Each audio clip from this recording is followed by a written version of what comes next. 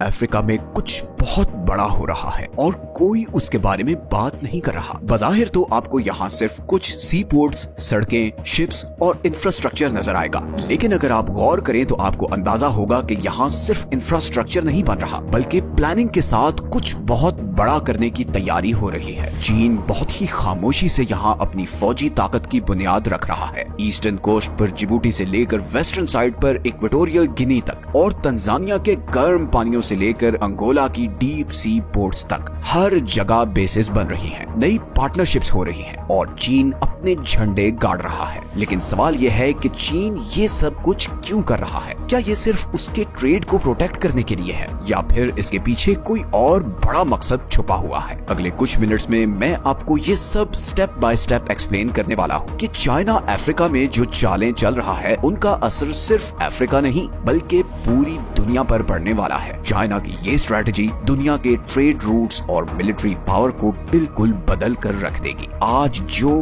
कुछ अफ्रीका में हो रहा है वो ये डिसाइड करेगा कि कल दुनिया के समुद्रों और इकोनॉमी का कंट्रोल किसके पास होगा। एक बार फिर आप सबसे रिक्वेस्ट है कि चैनल को सब्सक्राइब कर लें, क्योंकि इससे हमारी वीडियोस की रीच बढ़ती है और हमें मोटिवेशन मिलती है कि हम ऐसी और भी इंटरेस्टिंग वीडियोस आपके लिए बनाते रहें। इस सब की शुरुआत हुई जिबूटी से, हॉर्न ऑफ अफ्रीका के पास मौजूद एक छोटा सा मुल्क जिसे मैप पर ढूंढना भी मुश्किल है, मगर वर्ल्ड जियोपॉलिटिक्स में इसकी इंपॉर्टेंस बहुत ज्यादा है। 2017 में चाइना ने यहाँ पर अपना पहला फौजी अड्डा बनाया। इस मिलिट्री बेस के पास ही बाबल मंदेब स्ट्रेट है, दुनिया का एक बहुत ही इंपॉर्टेंट चोक पॉइंट। हर रोज यहाँ से पूरी दुनिया का 10% ट्रेड गुजरता है, जिसमें ऑयल, गैस और इंडस्ट्रियल सामान शामिल है। ये ट्रेड इंडियन ओशन से होता हुआ इसी स्ट्रेट के जरिए रेड सी में आता है और फिर स्वेज कनाल को क्रॉस करके यूरोप को जाता है। तो जिसके पास भी इस चोक पॉइंट का कंट्रोल होगा वो दुनिया का ट्रेड कंट्रोल कर सकता है। चाइना की जिबूटी में कोई छोटी मोटी बेस नहीं है, ये बहुत बड़ा सेटअप है। सैटेलाइट इमेजेस से पता चलता है कि यहाँ बंकर्स हैं, अंडरग्राउंड फैसिलिटीज हैं, एक डीप वाटर पोर्ट है जहाँ एयरक्राफ्ट कैरियर्स तक खड़े कर सकते हैं। यहाँ आपको चाइनीज फौजी भी नजर आएंगे, जिसका मतलब है कि ये बेस पूरी तरह ऑपरेशनल है। लेकिन सबसे इंटरेस्टिंग बात यह है कि ये चाइनीज बेस अमेरिकन, फ्रेंच और जापानीज बेसिस के बिल्कुल पास है। तो बेसिकली चाइना, अमेरिका, फ्रांस और जापान के फौजी एक ही एरिया में सिर्फ चंद किलोमीटर्स के फासले पर मौजूद हैं और इसीलिए जिबूटी एक हाई टेंशन जोन बन चुका है। यहाँ पर ऐसी सिचुएशन है जैसे कोई कोल्ड वॉर चल रही हो और हर मुल्क दूसरे मुल्क को खामोशी से ऑब्जर्व कर रहा है। But Djibouti is just the beginning. China का फोकस अब हजारों किलोमीटर दूर वेस्टर्न साइड पर मौजूद इक्वेटोरियल गिनी पर भी है। ये अटलांटिक कोस्ट पर मौजूद एक छोटा सा मुल्क है जहां चाइना अपनी मिलिट्री एक्सपेंशन स्ट्रेटजी को इम्प्लीमेंट कर रहा है। जैसे जिबूटी की वजह से चाइना को इंडियन ओशन पर ग्रिप मिली है, वैसे ही गिनी की वजह से उसे अटलांटिक ओशन में एंट्री मिल सकती है। और यहाँ पर चाइनीज मिलिट्री बेस के लिए सबसे बेहतरीन जगह है बाटा। ये एक पोर्ट सिटी है जो दिखने में तो कोई शिपिंग हब लगता है, लेकिन बहुत सी क्लासिफाइड इंफॉर्मेशन के मुताबिक चाइना इसे मिलिट्री बेस में कन्वर्ट करने का प्लान कर रहा है। लेकिन ये चीज बाकी दुनिया के लिए इतनी इंपॉर्टेंट क्यों है? असल में अभी तक चाइना की नेवल प्रेजेंस सिर्फ पैसिफिक और इंडियन ओशंस तक लिमिटेड रही है, मतलब वो एरियाज जो उसके बॉर्डर्स के करीब हैं। लेकिन अगर चीन ने बाटा में नेवल बेस बना लिया तो उसे अटलांटिक ओशन तक डायरेक्ट एक्सेस मिल जाएगी, उस समंदर तक जो अब तक अमेरिका और उसके एलाइज का गढ़ समझा जाता था। इस तरह चाइना को वेस्टर्न हेमिस्फेयर में घुसने का मौका मिलेगा, जहां से उसकी नेवी न सिर्फ वेस्ट अफ्रीका पर नजर रख सकेगी बल्कि फिर उसकी पहुंच साउथ अमेरिका और इवन यूएसए के साहिलों तक भी होगी। और ये सब अंदाजे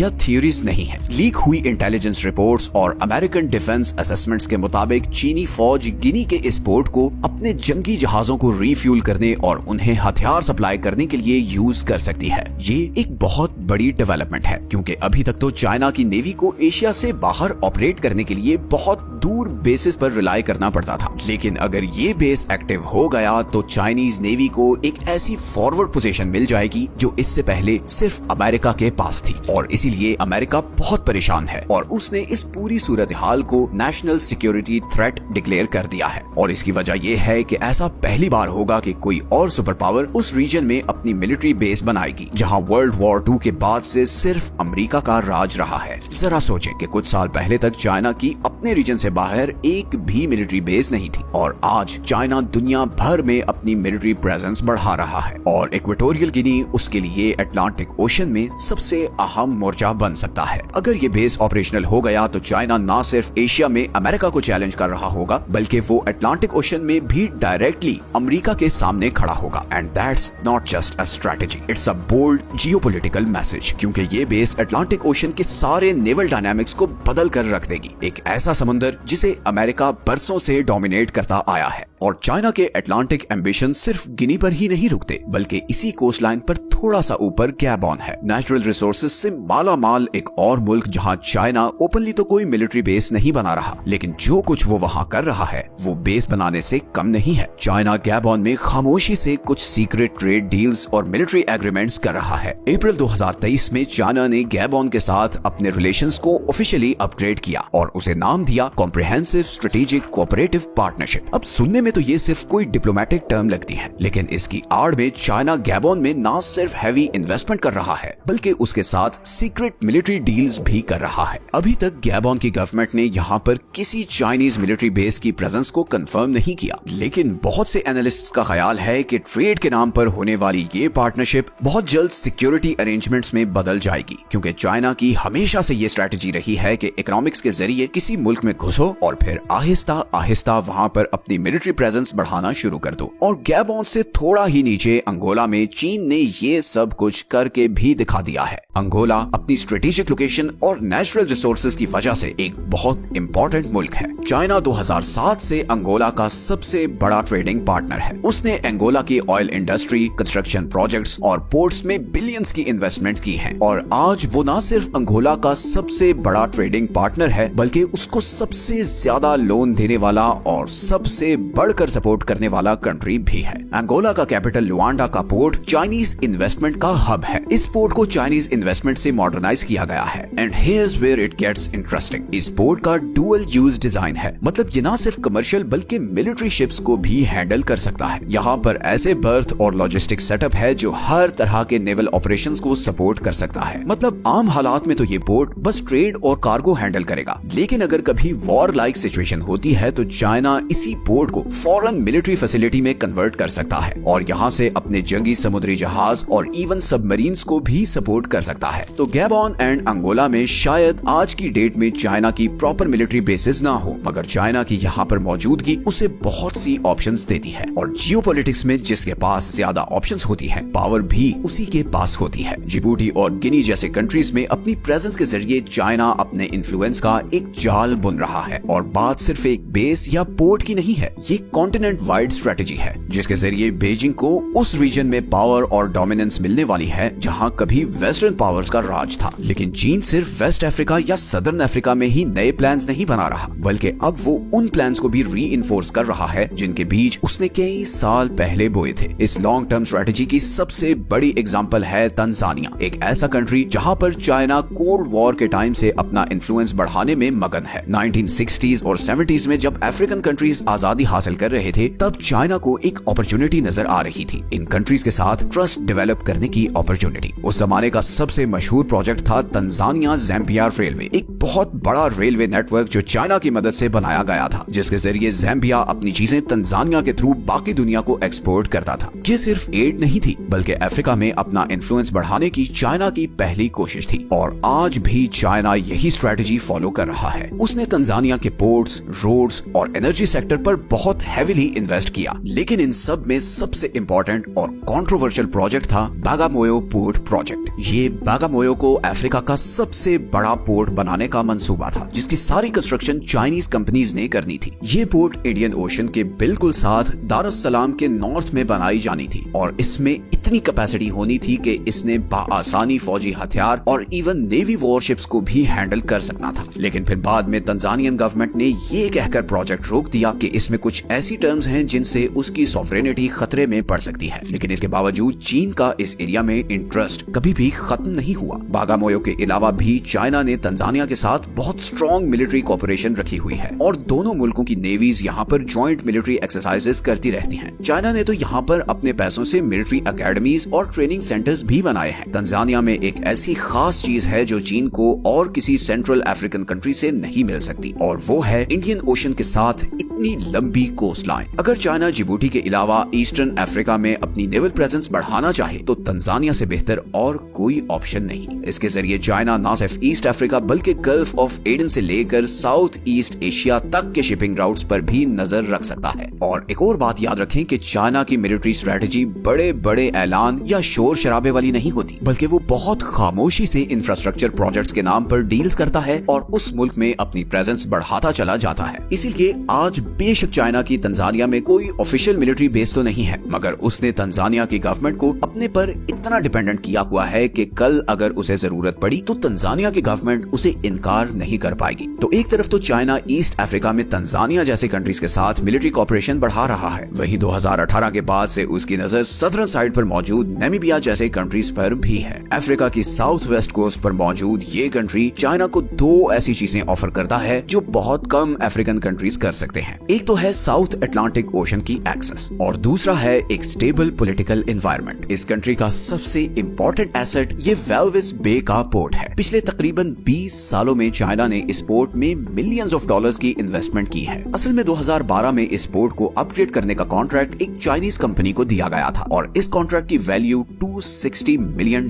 थी। अब बजाहिर तो ये पोर्ट कमर्शियल यूज के लिए बना है, मगर बहुत से एनालिस्ट्स का कहना है कि इस पोर्ट का भी डुअल डिजाइन है, यानी अगर जरूरत पड़े तो ये पोर्ट फॉरेन नेवल बेस में ट्रांसफॉर्म हो सकता है, क्योंकि यहाँ पर बड़े बड़े समुद्री जहाजों के लिए बर्थ हैं और एडवांस्ड किस्म का लॉजिस्टिक सेटअप है जो नॉर्मली नेवल बेसिस में ही होता है। तो अगर कल को कोई टेंशन बढ़ती है तो चाइना इस वेल्विस बे पोर्ट को फौजी अड्डे के तौर पर यूज करके अपनी नेवी को यहाँ पर खड़ा कर सकता है। And here's where it gets really interesting once again. अगर चीन ने इस वेल्विस बे और एंगोलिया में मौजूद लुआंडा पोर्ट, इन दोनों डुअल यूज पोर्ट्स को नेवल एक्सेस पॉइंट के तौर पर एक्टिवेट कर लिया तो उसे फिर आधे से ज्यादा अफ्रीका की कोस्ट लाइन का कंट्रोल हासिल हो जाएगा। ये बेसिस की एक कड़ी सी बन जाएगी जो नॉर्थ ईस्ट में जिबूटी से शुरू होकर तंजानिया से गुजरती हुई साउथ अटलांटिक ओशन तक जाएगी और इस तरह चीन तकरीबन पूरे अफ्रीकन कॉन्टिनेंट को न सिर्फ ट्रेड बल्कि मिलिट्री के लिहाज से भी घेरने की पोजीशन में आ जाएगा। इससे फिर China Latin America, southern Europe और गल्फ ऑफ गिनी से आने वाली सी ट्रैफिक को न सिर्फ मॉनिटर कर सकेगा बल्कि जरूरत पड़ने पर वो यहाँ पर इंटरफेयर भी कर सकेगा, और वो भी अपनी एशिया में मौजूद बेसिस पर रिलाय किए बगैर। तो चाइना अफ्रीका में शतरंज की एक बसात बिछा रहा है और उसमें वेल्विस बे और लुआंडा जैसे पोर्ट्स वो मोहरे हैं जो बहुत जल्द वजीर बनने वाले हैं। तो अभी तक आपने देखा कि कैसे चीन जिबूटी से लेकर अंगोला तक अफ्रीका में अपनी जड़ें मजबूत कर रहा है, लेकिन इस सब के पीछे असल मकसद क्या है? चाइना अपने बॉर्डर से इतना आगे जाकर मिलिट्री बेसिस क्यों बना रहा है, पोर्ट्स में इन्वेस्टमेंट क्यों कर रहा है और मिलिट्री डील्स क्यों कर रहा है? इसके 3 रीजंस हैं। चाइना का सबसे पहला मकसद है प्रोटेक्शन। असल में चाइना ने अपने बेल्ट एंड रोड इनिशिएटिव के जरिए अफ्रीका में अरबों डॉलर्स की इन्वेस्टमेंट की है और मोस्टली ये roads, ports, railways, power plants, mining और टेलीकॉम सेक्टर में है। लेकिन अब मसला ये है कि अफ्रीका एक बहुत पॉलिटिकली वोलेटाइल कॉन्टिनेंट है। यहाँ पर अनस्टेबल गवर्नमेंट्स हैं, करप्शन है, सिविल अनरेस्ट है और इवन टेररिज्म का भी खतरा रहता है। इसीलिए चाइना यहाँ पर मौजूद अपनी इन्वेस्टमेंट को सिक्योर रखना चाहता है और जाहिर है इसके लिए वो एशिया में मौजूद अपनी बेसिस पर तो रिलाय नहीं कर सकता। उसे इसी कॉन्टिनेंट में बेसिस चाहिए जहाँ से वो किसी भी खतरे की सूरत में फौरन अपनी फौजी ताकत यूज कर सके। दूसरा रीजन है पावर प्रोजेक्शन। चीन सिर्फ अमीर नहीं बनना चाहता बल्कि वो चाहता है कि सब ना सिर्फ उससे डरे बल्कि उसकी रिस्पेक्ट भी करें, बिल्कुल उसी तरह जैसे अमेरिकन नेवी सालों तक दुनिया के समुद्रों पर राज करती रही है। जापान से लेकर इटली तक दुनिया के समुद्रों पर अमेरिका का ही कंट्रोल रहा है। अब चाइना भी कुछ ऐसा ही करना चाहता है। अफ्रीका की ईस्टर्न और वेस्टर्न कोस्ट लाइन पर बेसिस बनाकर वो दुनिया के 2 सबसे इम्पोर्टेंट और बड़े समुद्र इंडियन और अटलांटिक ओशन को कंट्रोल करना चाहता है। इन बेसिस के होने से फिर चीन की नेवी और सबमरीन्स यहाँ पर गश्त कर सकेंगी और जब भी जरूरत पड़ी वो आसानी से पर्शियन गल्फ से लेकर साउथ अमेरिका के साहिलों तक अपनी ताकत दिखा सकेंगे, क्योंकि अब बात सिर्फ रीजनल डोमिनेंस की नहीं बल्कि ग्लोबल रीच की है। चीन का अफ्रीका में बेसिस बनाने के पीछे तीसरा और आखिरी रीजन है कंपटीशन। अमेरिका की पहले ही अफ्रीका में कई मिलिट्री बेसेस हैं, जैसे जिबूटी में मौजूद कैंप लेमनियर बेस। इसी तरह यहाँ फ्रांस और इवन जापान जापान की भी बेसिस हैं। ये सारे कंट्रीज इन बेसिस को एंटी टेररिज्म ऑपरेशंस और सी ट्रैफिक को मॉनिटर करने के लिए यूज करते हैं। तो चीन ये सोचता है कि मैं क्यों किसी से पीछे रहूं, अफ्रीका पर सिर्फ वेस्ट का कंट्रोल ही क्यों हो। इसी तरह चीन ये बेसिस बनाकर दुनिया को एक मैसेज दे रहा है कि अब हम दूसरों के बनाए हुए रूल्स पर नहीं चलेंगे। चीन को अब ग्लोबल टेबल पर सिर्फ सीट नहीं चाहिए, बल्कि वो अब अपना टेबल ही अलग बनाना चाहता है। तो ये जो कुछ हम देख रहे हैं, ये सिर्फ अफ्रीका की कहानी नहीं है। दुनिया की ताकत का नक्शा रीडिफाइन होने जा रहा है। सदियों से यूरोप और अमेरिका ने अफ्रीका पर अपना मुकम्मल कंट्रोल रखा है, लेकिन चीन अब आहिस्ता